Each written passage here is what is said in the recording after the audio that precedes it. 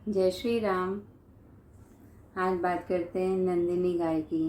कैसे उनकी वजह से एक राजा जो व्याघ्र योनि में था उसको शाप से मुक्ति मिलती है।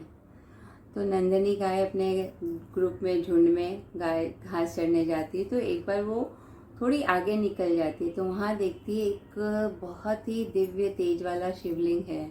इतना तेज मानो कि कोई 12 सूर्य हैं उसमें, उतना तेज। वो देख के उसे बहुत अच्छा लगता है। वो अपने दूध का स्नान भगवान के शिवलिंग पे अभिषेक करती है। इस तरह से वो रोज आने लगी और उसको बहुत अच्छा लगता था शिवलिंग पे दूध से अभिषेक करना। तो एक बार जब वो आई तो जब वो जा रही थी तो बाघ आ जाता है, व्याघ्र जिसे कहते हैं।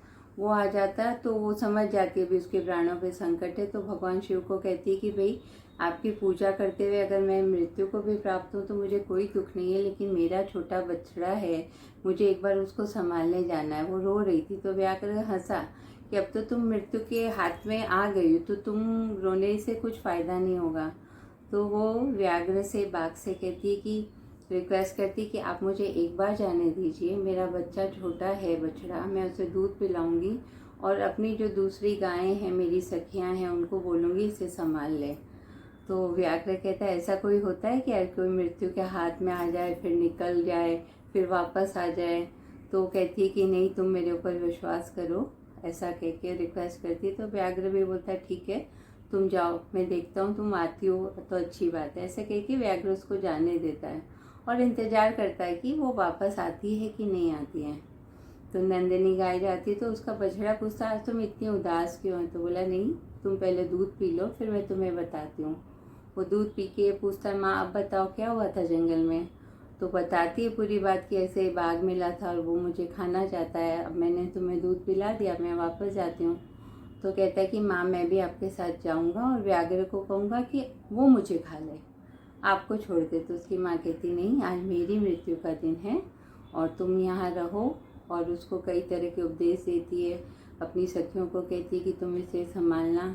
तो सखियाँ कहती है कि तुमने उसको बोला था वापस आओगी, लेकिन जब आपके प्राणों पे संकट पड़े और ऐसी कई स्थितियाँ बताई, तब आप जो प्रॉमिस करते हो, जो वादा करते हो, वो नहीं पूरा करोगे तो चलेगा। तो उसने कहा गाय ने कि अगर ये प्राणों की रक्षा किसी दूसरे की होती और मैंने कुछ प्रॉमिस किया होता, शपथ ली होती, प्रॉमिस, तो मैं कर सकती थी, लेकिन यह मैंने अपने प्राणों के लिए किया तो मैं ऐसा नहीं कर सकती। उसके बाद नंदिनी गाय ने राजा बलि का उदाहरण दिया कि उन्होंने जो प्रॉमिस की थी कि भाई मैं 3 कदम जो भी तुम मांगोगे वो दूंगा, और उसके बाद वो वहाँ सब कुछ छोड़ के चले जाते हैं क्योंकि उन्हें अपनी बात का मान रखना था। ऐसा कहकर नंदिनी गाय सबको समझा के अपने बच्चे को अपनी सखियों के पास छोड़ के चली जाती है, व्याघ्र के पास। अब वो व्याघ्र देखता है तो वो बोलता है ऐसा तो मैंने आज तक नहीं देखा कि आप वापस आ गई मृत्यु के मुख में।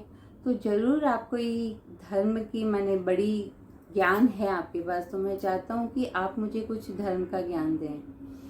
तो नंदिनी गाय ने उन्हें बताया कि भाई सतयुग में तप किया जाता था, त्रेता युग में ध्यान किया जाता था और द्वापर में यज्ञ और दान किया जाता था, लेकिन कलयुग में सिर्फ दान करने से ही आपका काम हो जाता है, शुभ होता है। और दान में भी अगर आपने किसी पशु पक्षी या प्राणी को अभय दान दे दिया वो सबसे इम्पोर्टेंट है।